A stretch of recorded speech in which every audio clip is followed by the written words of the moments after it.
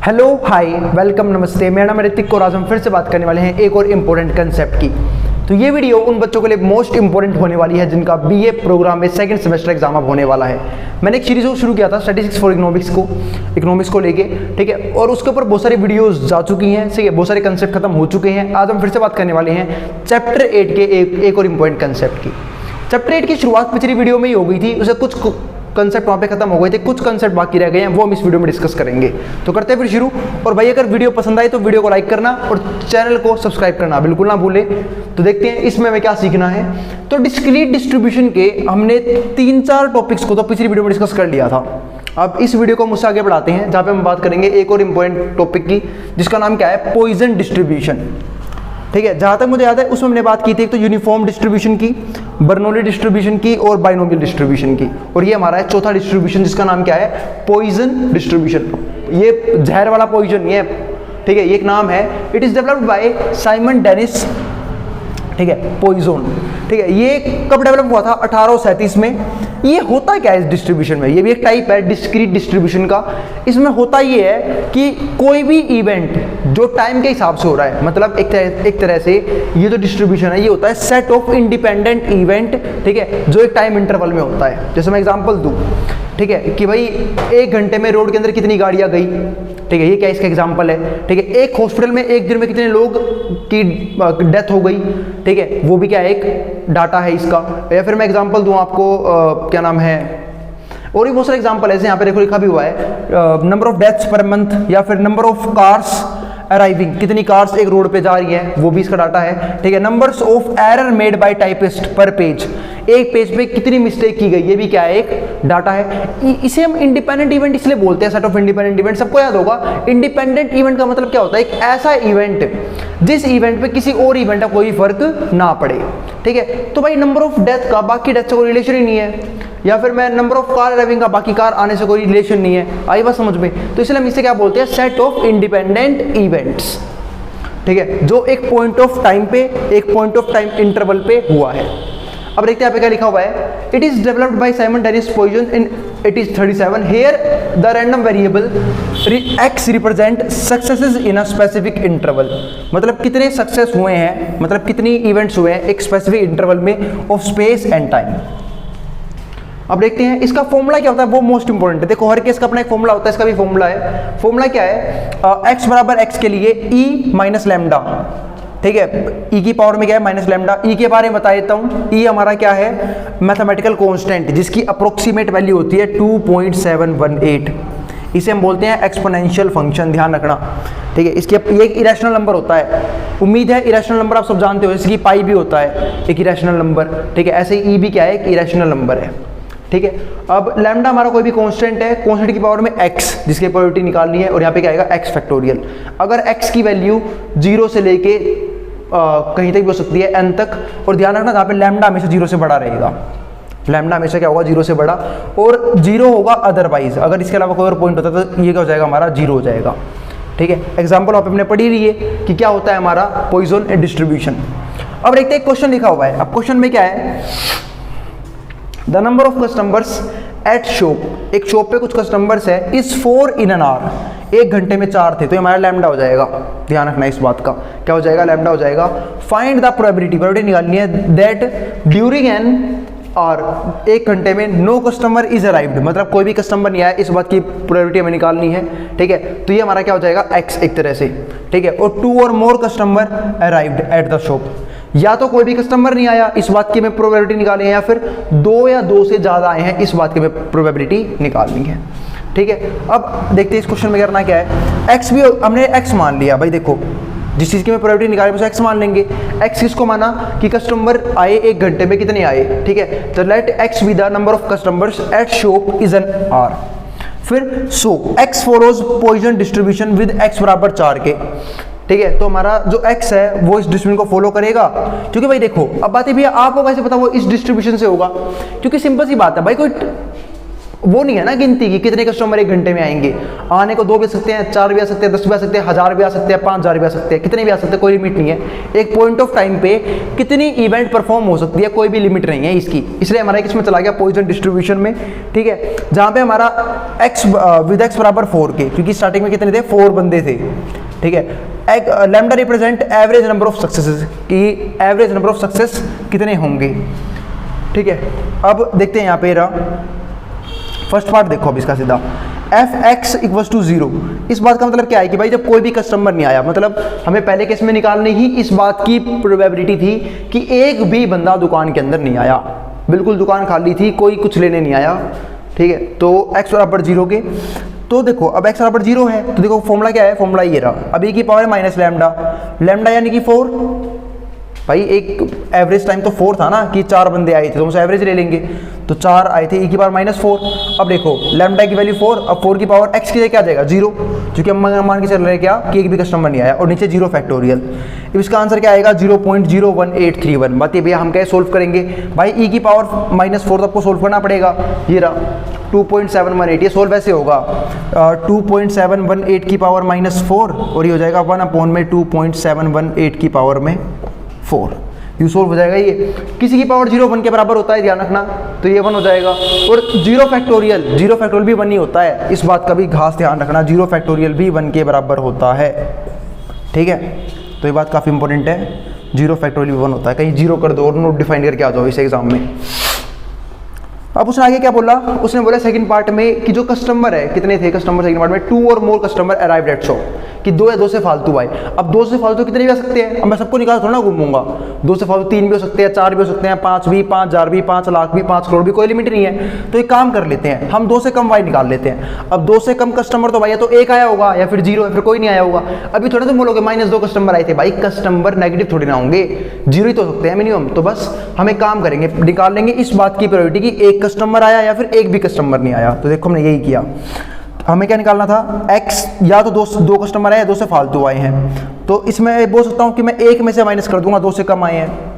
ये वही बात है जो हमने पिछली वीडियो में डिस्कस किया था कि भाई अगर तुम्हें 2 या 2 से फालतू कस्टमर्स निकाले, तुम वो निकाल लो कि भाई एक आया या फिर एक भी नहीं आया, ठीक है, और उसे 1 में से माइनस कर दो। आई बात समझ में? तो हमने क्या निकाल लिया, इससे मैं बोल सकता हूँ 1 में से माइनस कर दूंगा कि 2 से कम आए हैं। अब देखो 2 से कम में तो 0 आया होगा, एक भी कस्टमर नहीं आया होगा, या फिर एक कस्टमर आया होगा, तो एक कस्टमर आ गया। अब एक भी कस्टमर नहीं आया, इस बात की प्रोबेबिलिटी क्या हो जाएगी, देखो यहाँ से एक भी कस्टमर नहीं आया, तो आप कहाँ पुट कर दोगे, देखो ये रहा, ये निकाल रखा है, एक भी कस्टमर नहीं आया, तो इसकी प्रोबेबिलिटी ये हो गई। और एक कस्टमर आया तो फॉर्मूला यूज करो, ये रहा, अब e की पावर माइनस लैम्डा, लैम्डा की वैल्यू 4 है तो e की माइनस 4, लैम्डा की वैल्यू 4 और x 1 है तो 4 की पावर में 1 और नीचे 1 फैक्टोरियल। सोल्व कर दिया, ये आंसर आ गया, दोनों को जोड़ दिया, ठीक है, और 1 में से माइनस कर दिया, आपका ये आ गया। और ये आ गई इस बात की प्रोबेबिलिटी कि 2 या 2 से फालतू कस्टमर आए हैं, क्योंकि भाई तुम 2 या 2 से फालतू कस्टमर निकाल ही नहीं पाओगे, तो उसको उल्टा कर दिया करो, इजी पड़ता है, ठीक है। इसी बात से मैं ना यहाँ से एक क्वेश्चन मैं पिछली वीडियो में डिस्कस करने वाला था, जिसे मैं इस वीडियो में डिस्कस करने की कोशिश करूंगा, ठीक है। मान लो 2 बंदे हैं ए और बी, मैंने ए और बी दोनों को एक एक प्रॉब्लम दी, ए उसे सोल्व कर देगा, इस बात की प्रोबेबिलिटी है 1/3, ठीक है। तो ए सोल्व नहीं करवाएगा, इस बात की प्रोबेबिलिटी तुरंत निकाल लोगे, इस बात की प्रोबेबिलिटी क्या कर दोगे, तुरंत निकाल दोगे। ए सोल्व नहीं कर पाएगा, इस बात की प्रोबेबिलिटी क्या होगी 2/3। बी उसे सोल्व कर देगा, इस बात की प्रोबेबिलिटी क्या है 1/2, या फिर बी के बस की भी नहीं होगी, मतलब यहाँ पे सीधा बी ले लेते हैं, बी सोल्व कर देगा, या फिर बी से भी सोल्व नहीं होगा वो प्रॉब्लम, इस बात की प्रोबेबिलिटी क्या हो जाएगी, वो भी 1/2। जब भाई बी सोल्व करेगा, इस बात की प्रोबेबिलिटी 1/2 है, यानी कि आधा चांस है कि वो सोल्व कर देगा, तो फिर हाफ प्रोबेबिलिटी क्या हो जाएगी, वो सोल्व नहीं कर पाएगा, 1 में से माइनस कर लो, सिंपल सी बात है। अगर इसने प्रॉब्लम को सोल्व किया, इस बात की प्रोबेबिलिटी 1/3 है, तो ना सोल्व कर पाने क्या होगी, 1 में से माइनस कर दो, क्योंकि एक बात समझाई थी मैंने, किसी इवेंट का होना और उसी इवेंट का ना होना, ठीक है, दोनों की प्रोबेबिलिटी का सम कितना होता है, 1 होता है, ठीक है। अब मान लो आपसे ये पूछता है क्वेश्चन में, ये क्वेश्चन मेरा बनाया हुआ है, वो क्वेश्चन ये पूछता है एग्जाम में कि भाई प्रॉब्लम सोल्व हो चुका है, तो इस बात की प्रोबेबिलिटी बता, ठीक है, कि प्रॉब्लम सोल्व हो चुका है। तो देखो अब इसके कितने केस बन सकते हैं, प्रॉब्लम सोल्व हो चुका है तो हो सकता है ए ने सोल्व कर दिया हो, बी से ना हुआ हो, ठीक है, बी से ना हुआ हो, ये कॉम्प्लीमेंट का सिंबल होता है, ये ध्यान रखना, बी से ना हुआ हो, ठीक है, या और या के लिए हमेशा प्लस लगाते हैं, ए से ना हुआ हो और बी से हो गया हो, या फिर दोनों से, दोनों नहीं कर दिया हो। हमें तो प्रॉब्लम सॉल्व होने से मतलब है, आई बात समझ में, हमें मतलब है प्रॉब्लम सॉल्व होने से मतलब है, ठीक है। तो देखो यहाँ पे 3 केस बन गए, और एक केस जब है जब से 2 जने हैं, अगर 3 जने तो फिर तो ये बहुत सारे केस बन जाएंगे। तो एक बार पहले यहाँ भी सॉल्व कर देखते हैं। अब देखो ए से हो गया हो, इस बात की प्रोबेबिलिटी क्या है 1/3, और बी से ना हुआ हो, इस बात की प्रोबेबिलिटी कितनी है 1/2, बहुत बढ़िया। प्लस ए से ना हुआ हो, इसकी प्रोबेबिलिटी 1/3 और 2/3, 1 - 1/3 2/3, और बी से हो गया हो, इस बात की प्रोबेबिलिटी कितनी है 1/2। और ए और बी दोनों ही बिल्कुल बढ़िया है, दोनों नहीं कर दिए। तो ए से हो गया हो, इसकी प्रोबेबिलिटी 1/3 और बी से हो गया हो, इस बात की प्रोबेबिलिटी 1/2। जब देखा तो यहाँ पे आ गया 1/6 प्लस में 2/6 और प्लस में ये 1/6, तो 2 और 1 3 और 1 4, 4/6 2/3 हमारा आंसर आ गया। ये आ गया इस बात की बेटी की प्रॉब्लम सॉल्व हो चुका है। अब मैं एक बात और बोलता हूँ, ठीक है, तुम्हें ये केस करना था ना, इतना मुश्किल ना करने से एक इजी तरीका भी है। तो मान लो प्रॉब्लम सॉल्व हुआ ही नहीं, दोनों ही निकम्मे हैं, दोनों ही क्या है निकम्मे हैं, प्रॉब्लम सॉल्व हुआ ही नहीं। प्रॉब्लम सॉल्व नहीं हुआ इसका मतलब ए भी नहीं कर पाया और बी भी नहीं कर पाया। ए भी ना कर पाया हो, इसकी प्रोबेबिलिटी कितनी है 2/3, और बी भी ना कर पाया हो, इसकी प्रोबेबिलिटी कितनी है 1/2। तो कितना आंसर आ गया 2/6, ये आंसर आ गया। इसे 1 में से माइनस कर दो। ये इस बात की प्रोबेबिलिटी आ गई कि प्रॉब्लम सॉल्व हुआ ही नहीं है, दोनों ही निकम्मे, दोनों से ही नहीं हुआ। अब तुम्हें होने की निकालनी है, 1 में से 2/6 माइनस कर दो, ये आ जाएगी होने की, प्रॉब्लम सॉल्व होने की। तो इसके नीचे बना जाएगा 6 में से 2 गए 4, 4/6 2/3। देखो अभी भी तो वही आंसर आया।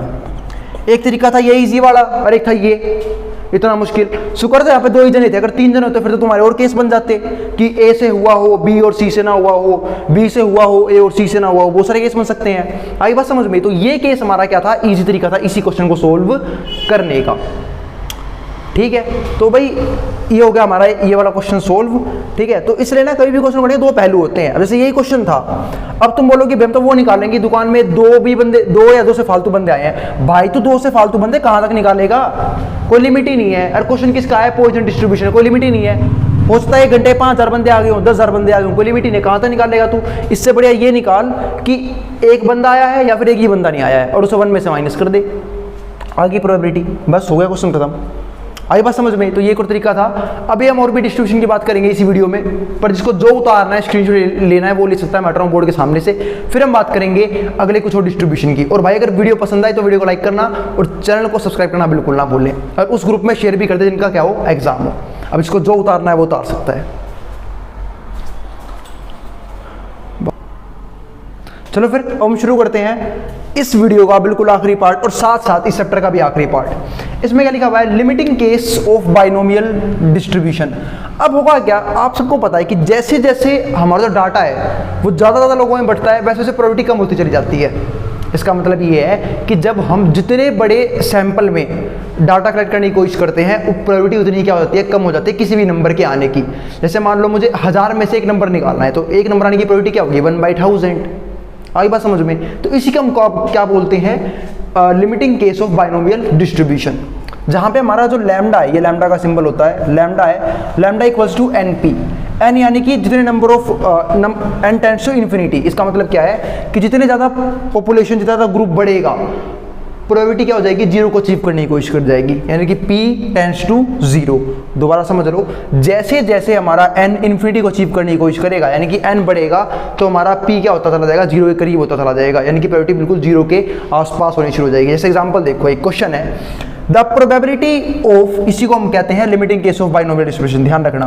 The probability of ineffective Covid vaccine, मतलब एक इनइफेक्टिव कोविड वैक्सीन, उसकी प्रोबेबिलिटी है कि 0.002 determine that out of 1000 individuals. इसका मतलब इतने ये जो है ना, ये है इनइफेक्टिव केस, ठीक है, किसका, कोविड की वैक्सीन का। इसका अगर मैं सोल्व करूँ तो क्या बनेगा, ये बनेगा 2/1000, क्योंकि पॉइंट के बाद जितनी जीरो हो ना, पॉइंट के बाद जितनी डिजिट हो, एक के बाद हम उतनी जीरो लगा देते हैं। इसका मतलब हर 1000 में से 2 बंदा अभी भी बीमार है जो कोविड की वैक्सीन लगवा चुका है, कोविड से ही। देखो अब ये रहा।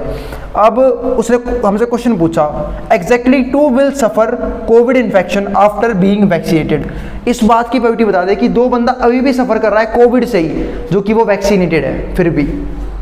तो देखते हैं। तो लैम्डा का फॉर्मूला क्या होगा, n इंटू पी, ये रहा formula n into P, n यानी कि वही नंबर, तो 2/1000 पॉइंट आया 1000 आ गया, और मल्टीप्लाई में p कितना हमारे पास 1000 पीपल्स, ठीक है, तो 1000 कट जाएगा, कितना आ गया हमारे पास 2 आ गया, हमारे पास आंसर कितना आ गया 2 आ गया। देखो 1000 लिखा भी हुआ था, 1000 हमारा p था, 1000 इंडिविजुअल्स, ठीक है, तो 2 हमारा आंसर आ गया, लैम्डा के लिए 2 आ गई। अब हम इसमें फिर से यूज़ करेंगे कौन सा फॉर्मूला, पॉइजन, ठीक है, पॉइजन डिस्ट्रीब्यूशन का फॉर्मूला। अब हमें क्या निकालना है प्रोबेबिलिटी में कि एग्जैक्टली 2 बंदे ही क्या है सफ़र कर रहे हैं कोविड से वैक्सीनेशन के बाद भी, तो इस बात की प्रोबेबिलिटी क्या होगी, देखो e की पावर क्या होती थी लैम्डा, लैम्डा यानी कि 2 माइनस लैम्डा, तो -2 आ गई, ठीक है, और लैम्डा की पावर और इसकी पावर में क्या आ जाएगा, लैम्डा की पावर में, ठीक है, जितने बंदे में निकालने हैं, लैम्डा की पावर में x, तो लैम्डा की पावर में x कितना है 2, क्योंकि हमें 2 पर ही चेक करना है, 2 ही बंदे क्या हैं सफ़र कर रहे हैं, तो 2 की पावर 2, और अपॉन में क्या आता था x फैक्टोरियल। देखो भाई फॉर्मूला ये था ना, e की पावर माइनस लैम्डा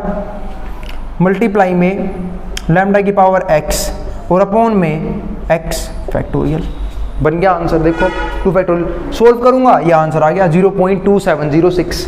अब क्या बोला उसने, more than 2 will suffer from infection. अब तुम ये निकाल नहीं पाओगे, निकलेगा तो फिर भी देखो, अगर तुम ये बोलोगे 2 से फालतू निकालें, 2 से फालतू 3 भी हो सकते हैं तो इन्फेक्टेड हो, 4 भी, 5 भी, 500 भी, 700 भी, 1000 से कम आएंगे, लेकिन ध्यान रखना क्योंकि यहाँ पे 1000 ही लोग हैं, आई बस लिमिटेड लोग हैं, तो इतने थोड़ा निकालोगे आप, 2 से फालतू 3 भी निकालोगे, 4 भी, 5 भी, 6 भी, 7 भी, 8 भी, 9 भी, 10 भी, सबको जोड़ कर निकालोगे, नहीं, हम 2 से कम निकाल लेंगे, 2 या 2 से कम। उसने मोर देन 2 बोला है ना, मैं 2 या 2 से कम निकाल लूंगा, यानी कि 0, 1 और 2। देखो 0 पे निकाला, ये रहा फॉर्मूला लग गया, e की पावर -2, e की पावर माइनस लैम्डा होता है ना, तो लैम्डा के लिए 2 थी, और 2 की पावर 0, ठीक है, क्योंकि x के लिए 0 ले रखे हमने, और नीचे 0 factorial.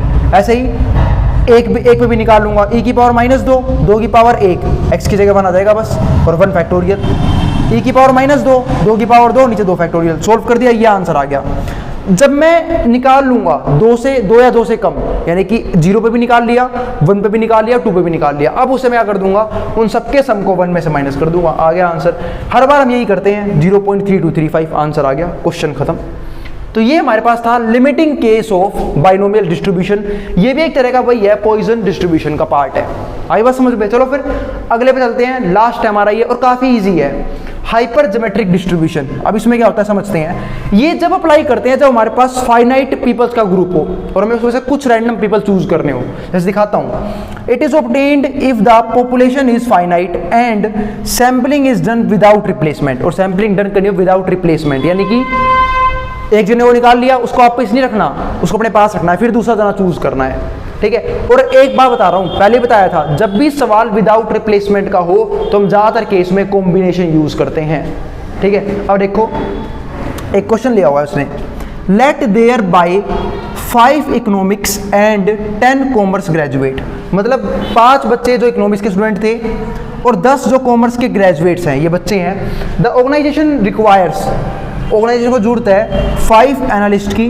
That are to be chosen from the economics and commerce students, जो हमें इसमें से चूज करने हैं, ठीक है। Find the probability of selecting 3 economics, 3 economics को चाहिए, प्रोबेबिलिटी क्या होगी चूज करने की फॉर दिस जॉब, इस जॉब में से। अब देखो इकोनॉमिक्स से कितने बच्चे हैं, 5 ही बच्चे हैं, तो मैं 5 में से 3 चूज करने होंगे, 5C3, कि भाई कम से कम 5 में से इकोनॉमिक्स के 3 बच्चे तो आएंगे ही आएंगे। मल्टीप्लाई में हमें 5 बंदे चूज करने थे, जब 3 बंदे इकोनॉमिक्स के आ गए तो बाकी दो कहाँ से आएंगे, कॉमर्स ग्रेजुएट में से, यानी कि 10C2, और डिवाइड में टोटल में से, यानी कि 15 में से 5 बच्चे तो आए ही हैं। इसको ऐसे बोलते हैं कि भाई 5 में से 3 बंदे आ गए, ठीक है, क्योंकि हमें इकोनॉमिक्स में 3 बंदे चाहिए थे, और 10 में से 2 आ गए, क्योंकि हमें 5 चाहिए थे तो बाकी बच गए 2 कहाँ से लूँगा, कॉमर्स ग्रेजुएट में से, 10 में से 2 आ गए, और 15 में से तो 5 आए ही आए हैं, यानी कि टोटल भी आ गया। ये हो गया हमारा फेवरेबल, ये हो गया हमारा टोटल। सोल्व कर दोगे आंसर आ जाएगा। सोल्व कर देता हूं मैं, तो 5C3, आपको मैंने NCR सोल्व करना सिखाया था, NCR यानी कि n में से हमें r जने चूज करने हैं, उसका कॉम्बिनेशन सोल्व करना है। तो ऊपर क्या आएगा n फैक्टोरियल, नीचे n माइनस r फैक्टोरियल, और मल्टीप्लाई में r फैक्टोरियल। अब n कितना है यहाँ पे 5, तो 5 फैक्टोरियल, 5 माइनस 3 2 फैक्टोरियल, और 3 फैक्टोरियल, ये आ गया हमारे पास। ऐसे ही 10C2 तो 10 फैक्टोरियल, 10 में से 2 गए 8 फैक्टोरियल और 2 फैक्टोरियल, और नीचे क्या है NCR, फिर यहाँ पे वही 15 फैक्टोरियल, 15 में से 5 गए 10 फैक्टोरियल और 5 फैक्टोरियल। जब सोल्व करूँगा तो मैंने काम कर लिया, 5 को खोल लेता हूँ मैं, तो मैंने 5 फैक्टोरियल को सोल्व किया, 5 इंटू 4 इंटू 3 फैक्टोरियल, और नीचे 2 को तो रहने दिया, 2 गुना में 1 और 3 फैक्टोरियल का भी रहने दिया। ऐसे मल्टीप्लाई में 10 को सोल्व करना शुरू कर दिया, जो बड़ा है भाई उसे खोला करो, क्योंकि फैक्टोरियल का मतलब क्या होता है, मल्टीप्लाई में 1 तक लेके जाना है, पर 1 तक मत लेके जाओ, जहाँ तक जरूरत है वहाँ तक ले जाओ। तो 10 गुना में 9 गुना में 8 फैक्टोरियल, बस भैया 8 पे क्यों रोका, आपको नीचे 8 दिख रहा होगा, बिल्कुल कटने के लिए तैयार बैठा है। ऐसा ही नीचे वाला 15 वाला खोल लो, तो 15 गुना में 14 गुना में 10 गुना में 13 गुना में 12 गुना में 11 गुना में 10 फैक्टोरियल। और नीचे वाला एक तो 10 वाला खुल जाएगा, 10 फैक्टोरियल वही रहने दो, 5 खोल लो, 5 गुना में 4 गुना में 3 गुना में 2 गुना में 1। अब जो कट रहा है काट लो, यहाँ पे 3 से 3 कट गया, 2 से 4 गया 2 पे, यहाँ पे 8 से 8 गया 2 गुना में 1, 2 से 10 गया 5 पे, तो ऊपर तो आ गया 9 पंजे 45, 45 दूनी 90, तो ऊपर तो रह गया सिर्फ 90। अब नीचे की बात कर लेते हैं, 10 फैक्टोरियल से 10 कट गया, ठीक है, फिर 5 और 3 15, 15 से 15 गया, फिर 4 दूनी 4 से 12 गया 3 पे, ठीक है, और 2 से क्या कट गया 14 कट गया 7 पे। भाई मल्टीप्लाई कर लेना अच्छे से, ये हो जाएगा हमारा 13 से 91, 11 3 33, 91 गुना में 33, तो 90 और में 33, 3 1 जा 3, 3 9 जा 27, ऐसे ही 273 फिर से आ जाएगा, 3 7 और 3 10 का 0, 7 और 2 9, 1 10 का 0, 3003, यानी कि 90 और 3003। सोल्व कर लेना इसे, जो भी आंसर आए पॉइंटों में आंसर जो भी आएगा, वह फिर यहाँ तक भी छोड़ सकते हो। तो ये तो हमारा था मेन आंसर, ये वाला, इसको सोल्व करके हमने ये बना दिया अपना फाइनल आंसर। तो ये क्वेश्चन भी खत्म हो गया, इसके साथ सारे ही टाइप के डिस्क्रीट डिस्ट्रीब्यूशन खत्म हो चुके हैं। मिलेंगे फिर अगली वीडियो में कुछ और इंपॉर्टेंट कंसेप्ट के साथ, जहां पे हम बात करेंगे लेसन नंबर 9 की। लेसन नंबर 8 खत्म हो चुका है, ठीक है। तो अगर वीडियो पसंद आई हो तो वीडियो को लाइक करना और चैनल को सब्सक्राइब करना बिल्कुल मत भूलना। मिलते हैं फिर अगली वीडियो में।